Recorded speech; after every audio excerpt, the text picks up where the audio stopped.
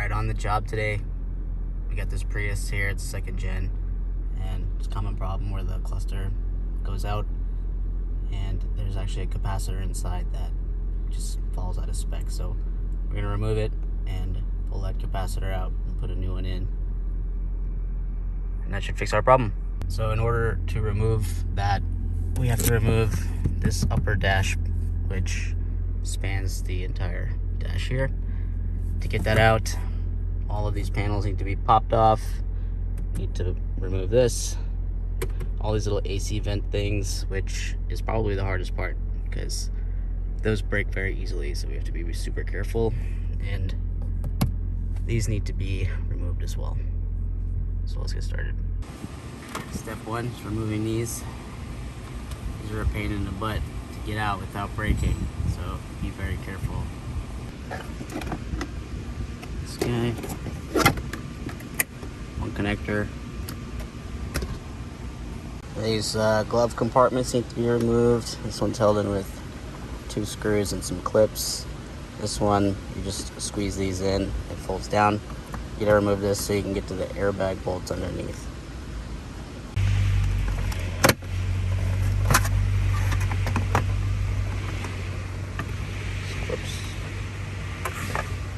Gotta unplug this.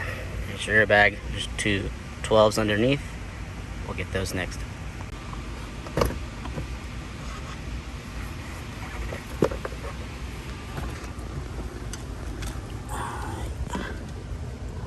They are up. There's that one and that one. Alright, these side pieces here, there's a little tab that needs to be twisted in there. Looks like someone's already done it. But you just go up, careful with the airbag underneath, just pops right out. Just like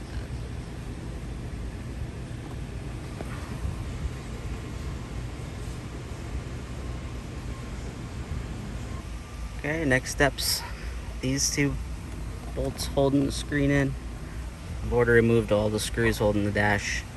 As soon as that screen is pulled forward, we can pop the clips on the dash and remove it.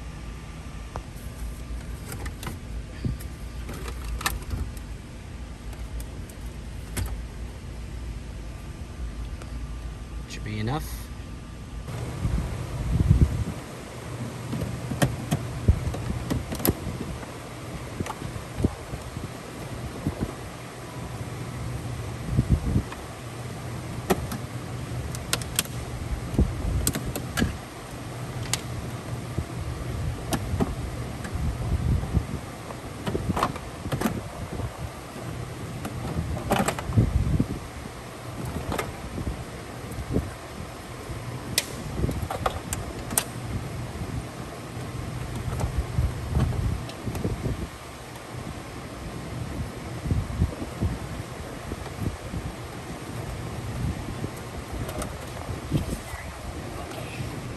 Okay, the dash is out, upside down. We need to remove all of the screws holding it in, these guys. I loosen this usually, just pull it forward. There's one connector here, another screw up here, and then some clips and stuff that need to be taken off. Pro tip, I usually put something under there to prop this up. It makes getting these screws back in a lot easier. It doesn't want to collapse.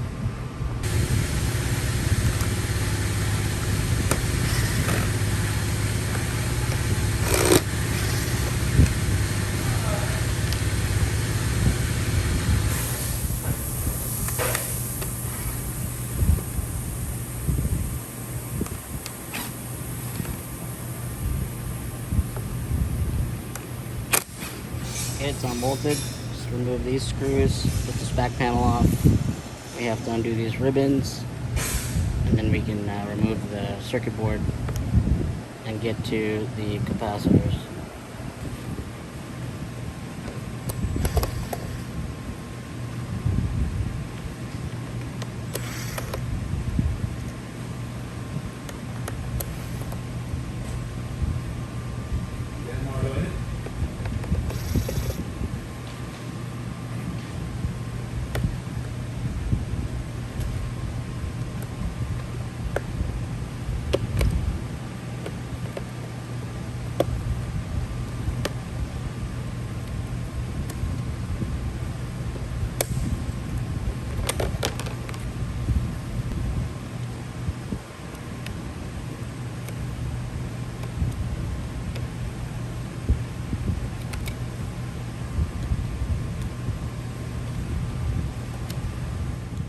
So this job does require a little bit of soldering experience, especially on a circuit board, but it's only 2 joints, it's not that hard. So the cluster is out. This is the capacitor that usually fails. It's 100 microfarads. It literally just goes down to like 80 or 90 microfarads, and then the cluster just stops working. So we're going to replace it with these through-hold ones, which are 220 microfarads, 16 volts, same as this. Yes, I know this is an SMD capacitor, but usually I just bend the legs like this, and that works. And also polarity is important, so make sure you pay attention. Ground side is this side. Sorry my hands are in the way here, but all I'm doing is desoldering the pads where the OEM capacitor sits, and just heating them up, and then I'm using these pliers in my left hand, which is blocking everything, to lift the capacitor off. And here I just add some more solder onto those pads where I removed the old capacitor.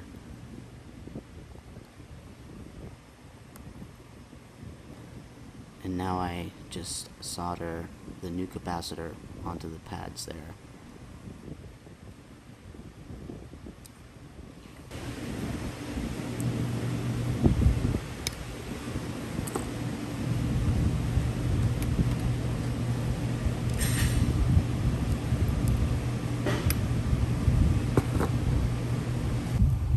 Okay, just like that.